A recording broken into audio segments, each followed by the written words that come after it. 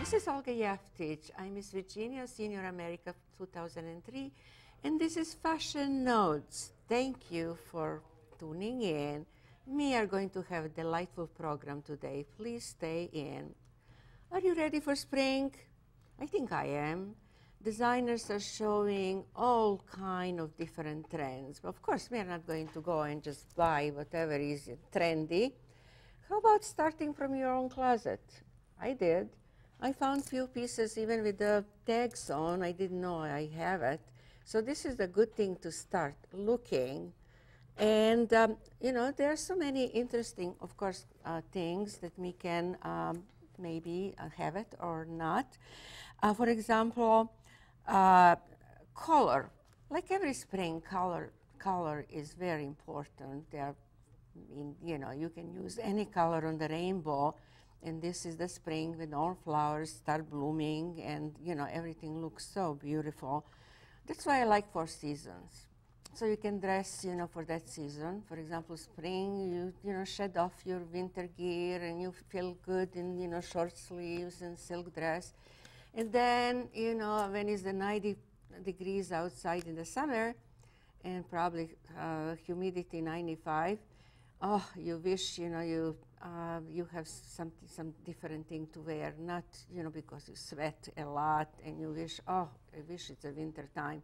And then when the fall comes, you're ready for, I always look forward for fall because the fall things are very interesting and you can layer it and take off one layer like you cannot do in the summer. So this is the color. And what about also, you know, not just color, if you have a black dress or white dress, that will do very well because they are kind of canvas that you can dress it up or dress it down. With jewelry, with shoes, and, you know, different accessories. That's why accessories are very important to add on something very simple, like black and white. And black and white you can mix. This is my favorite color to begin with. They're showing on the runways transparency. Would you wear transparency, you know, transparent dress? I don't think so. But what you can do, you can have camisole, and then over it you can have a lace blouse to cover up and still look fashionable and decent and elegant and classic, not, you know, all see-through, which I don't know who can wear it. Shoes. I am a lover of shoes. I just love shoes, and I buy them, you know, more than I really should. But looking at the runways right now, they look so difficult to wear because they have high platform and very, very high heels.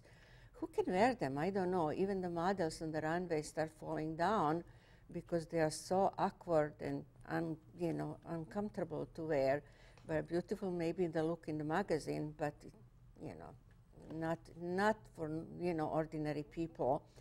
You can always find something sensible. You know, you still look very fashionable and in different colors.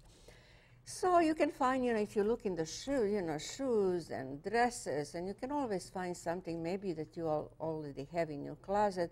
If you have, for example, long skirt last season and 2 seasons ago, you can shorten up so you look, you know, more fashionable or just different, or vice versa. Or I'm sure you can think about, you know, many other styles, you know, and have idea from the runway, but not exactly what they show. You can have your own idea what you should do, because not everything is good on everybody, as you know.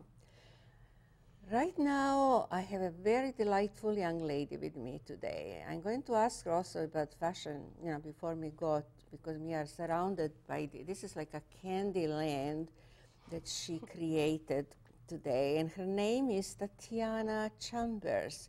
She has a pretty Russian name, and she is Russian, and she has the same name as my niece, pretty name Tatiana, and she said they call her in Russia Tanya, but here Tatiana. But anyway, welcome Tatiana to the show. It's a pleasure to have you.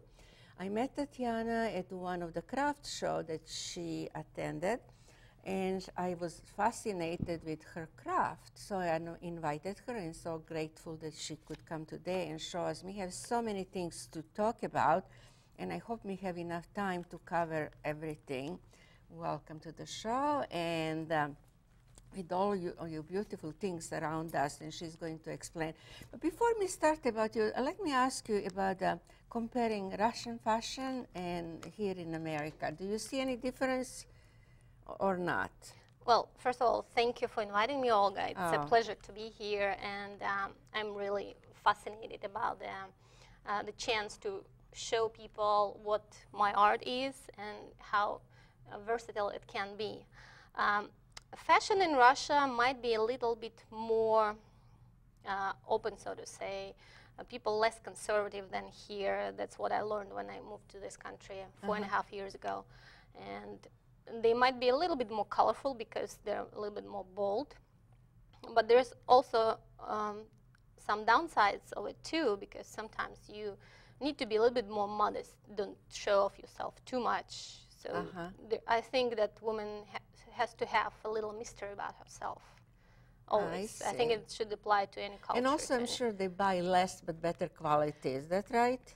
Yeah, people in Russia actually fascinated with designer clothes and high-priced clothes, and there's sort of like competition going on. Like somebody says, like, "Oh, I have this, and this is so expensive," and the other might say, like, "Oh, my skirt is even more expensive." So, if you say, like here in U.S., people say, like, "Oh, I had such a great deal. I got this blouse like, on sale. Yeah, it was so cheap." And nobody will appreciate that in Russia. They will look at you like you're a cheapie. You don't want to spend enough money on your wardrobe.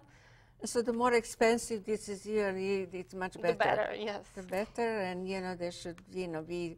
I know the people. I remember once it was in the restaurant that somebody was ordering champagne. And they said, "I want just the most expensive one because this is the best." And this is they want to show off they're the best. But anyway, everybody's different, which is nice, to learn about different culture. But, you will be absolutely fascinated as I am. And she is a graphic designer to begin with in Russia. And that's why her talent start. And she was painting, she told me before.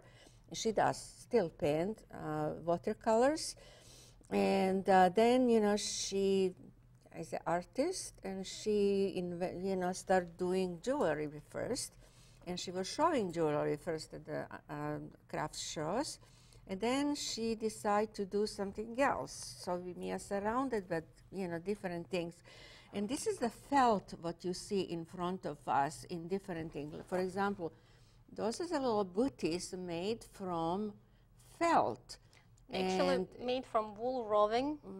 Wool roving. Which was felted into the boots. Actually, each boot is felted in one piece. It doesn't have any seams. So I just lay out the wool roving. This is the main material I work with most of the times. And then you stretch it? No, I actually shrink it. Because in order to bond the fibers together, you have to shrink it. So you put in boiling water? There's different ways to create felt. Felt is actually first known to humankind, of fabric known to humankind. And yeah, because of the wool, which was available. Yes, it precedes knitting and spinning and weaving for hundreds of years. And wool is animal hair. It has scales on it, sort of like a pine cone. And when I lay out a pattern, wool roving into a pattern, I intersect the layers. And when I start agitating them, they bond together. Those scales, they catch on each other. Hot water just helps them to shrink faster. Like I do with use of hot water, but all my works, they are created by hand. I don't use like washing machines, because if I put these in a washing machine, I will end up with like a nicely felted bundle. It won't have a shape, it won't have a texture or the pattern on it. And there's also a few different kinds of felt. The one I was just describing, it's called wet felting technique. Another kind of felting, it's a needle felting technique, which requires usage of barbed needles, and there are some special tools shown here.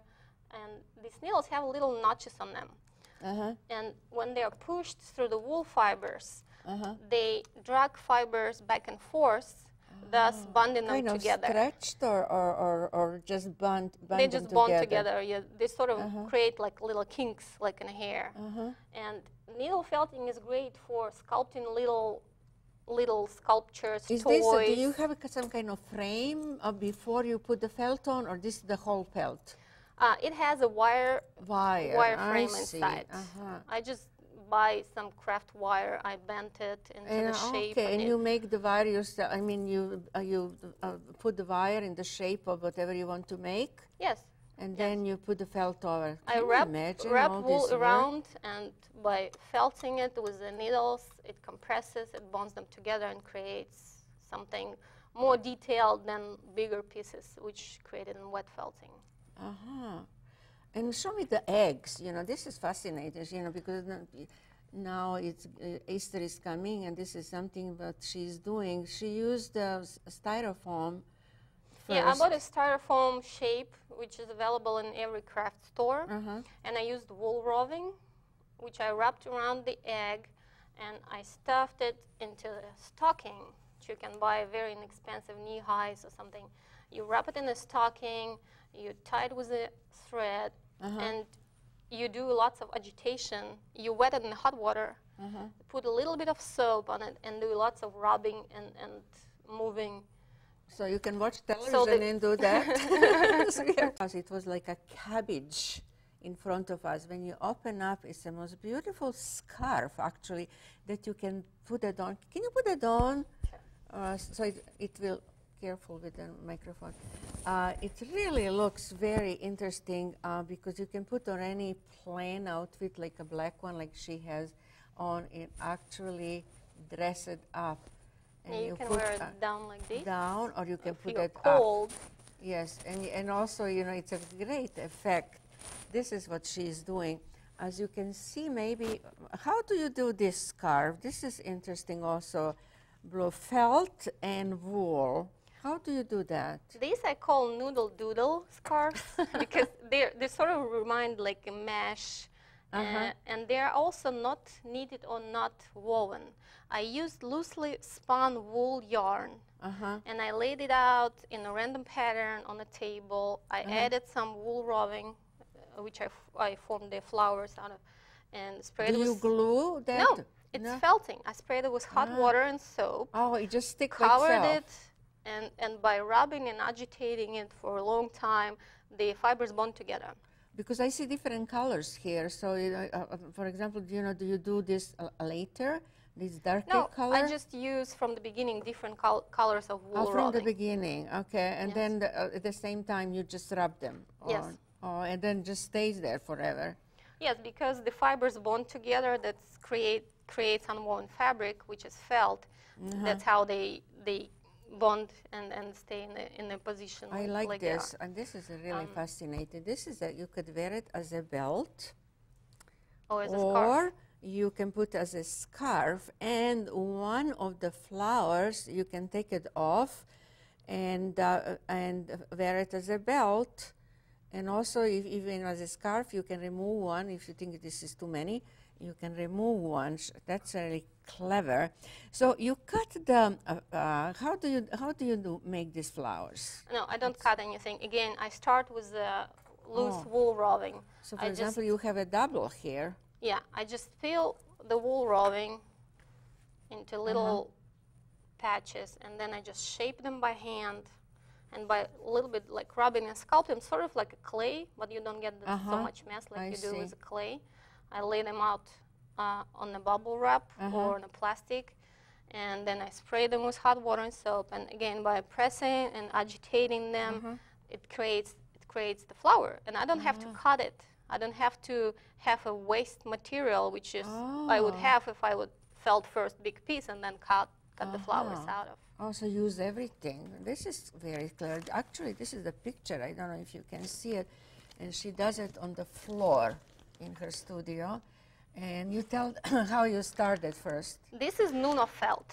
Nuno felt is a wool roving felted to a silk fabric.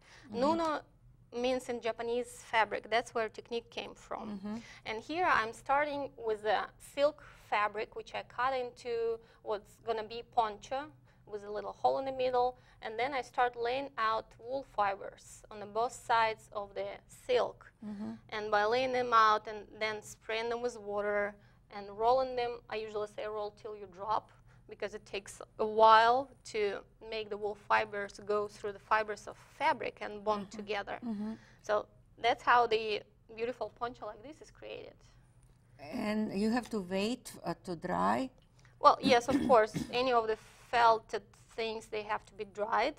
They can be washed later, but I recommend wash them by hand and mild soapy water. Yes, of course. You don't put this in a machine, that's for sure. Here is the example of Nuno felt.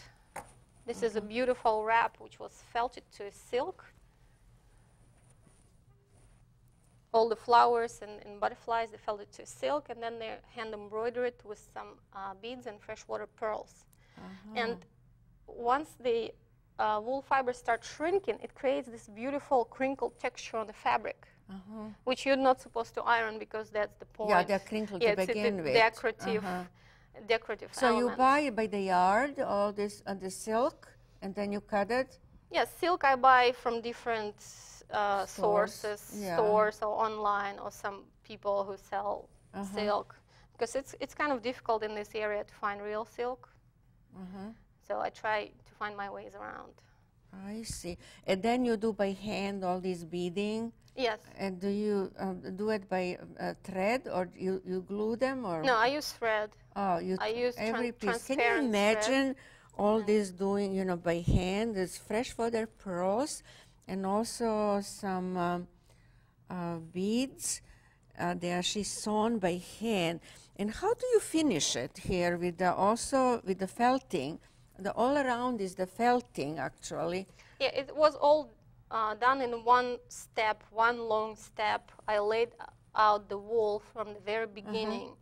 I laid wool around the edges of the fabric to create this nice clean edge, so you don't have to sew it later or do something else with it. And then I just rolled it, forcing the fibers to bond. You don't use iron.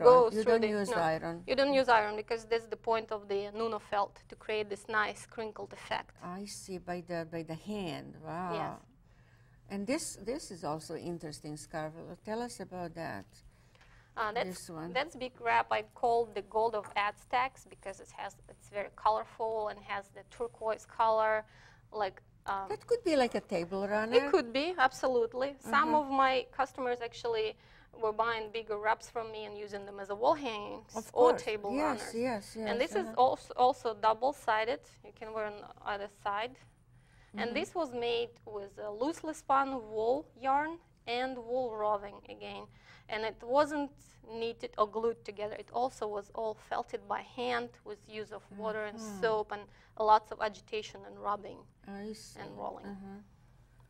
But in how long does it take you, let's say, to do a piece like that? Well, to lay out the design first, it takes about 2-3 hours. Oh, you put design on the paper? Is that No, I usually never draw my designs. They all just come out of my head as I start working. I see some colors. As you work, and it just, they just, you know, you just do it, and it becomes something that you visualize in your mind. Yes, exactly. So I lay out the pattern on a big sheet of bubble wrap.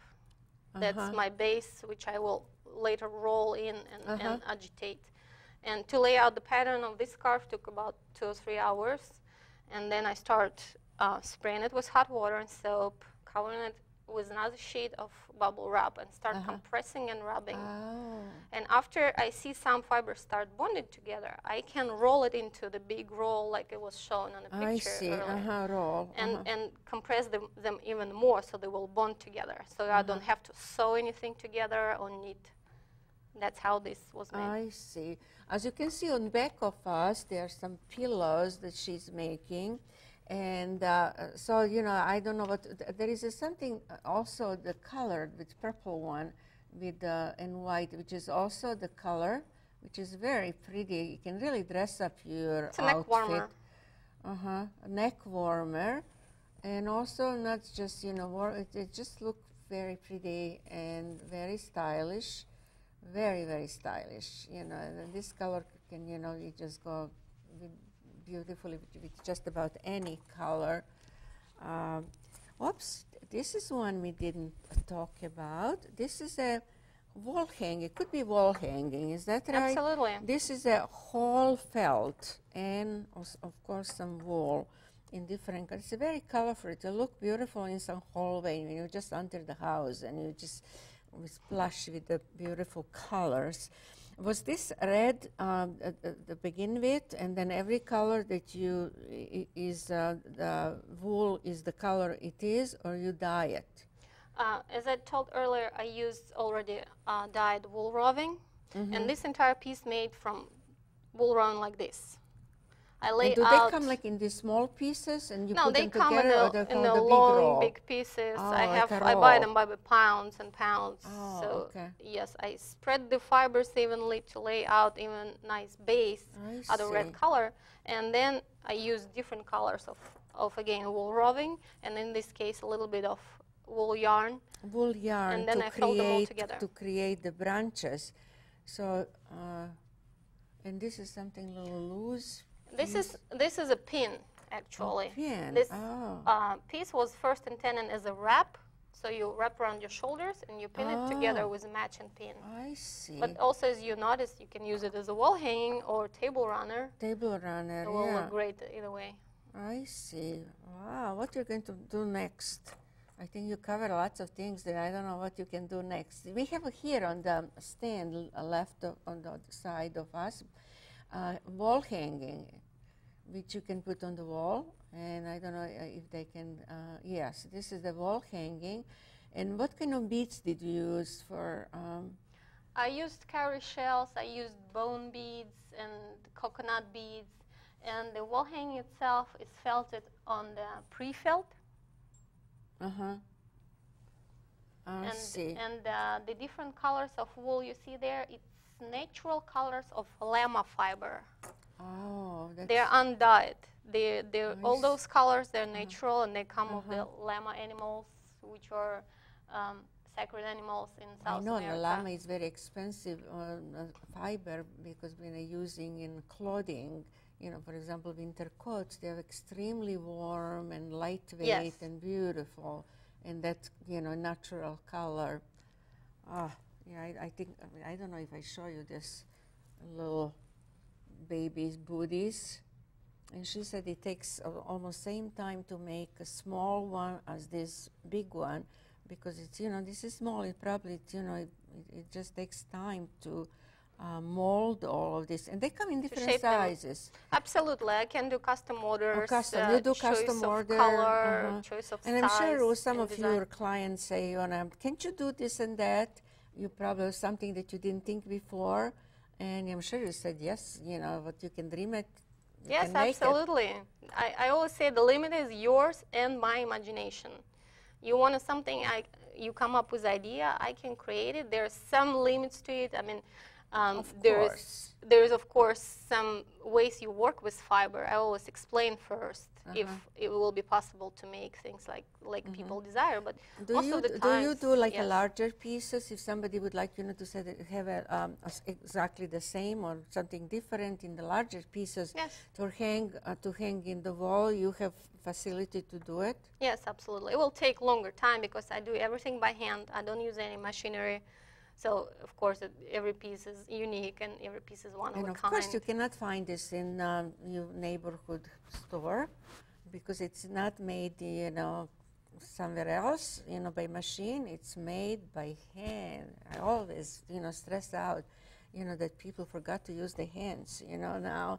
And that's why I appreciate, you know, whatever, you know, people do by hand. That is absolutely magnificent. And I cannot thank you enough for coming today and showing us all these beautiful things. And I think by now you should believe me that we have so many interesting and talented people in Washington area.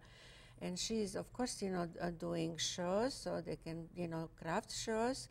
She will be at the Craftsman, how does it call? Craftsman's Classic. Classic. This coming fall, in the fall at Chantilly. at the Expo Center, and then you will find other artists who make absolutely different things. And I'm really so appreciative for Tatiana, our Russian girl that was, her husband stole her from Russia and brought her here. And this is something that we should appreciate. So she mixed her Russian heritage with, with the things that she learned from her grandmother, she told me, applying to her today's art. And I'm so thankful that she could come and show us this absolutely fascinating thing that she's doing. And I'm sure you'll see her at some other show when you attend in the near future. And I would wish her very success in this country, because she's in this country only 4.5 years, and she speaks beautifully English. And she, thinks like a native now. And also, I'm sure you will appreciate the things that she does. And I really, really am thankful that you come today and I'm sure you will come with some other things in the near future. And because artists have lots of imagination, and also her client can give her idea, and whatever you have any idea, maybe she can make it. As I say, our local peoples are wonderful, and I'm so happy that she could, be with us today, and hopefully in the future she will have more things to show us. This is Olga Jevtich reporting for Fashion Notes, and I hope you tune in again for another interesting artist from our area. Thank you very much for watching, and thank you for coming today. Thank you. And I'm really so fascinated with your work. I love little booties, babies' booties that you brought today, and shawls, and wall hanging, and pillows. So, she has an unlimited imagination today. Thank you. Thank you for inviting me, Olga.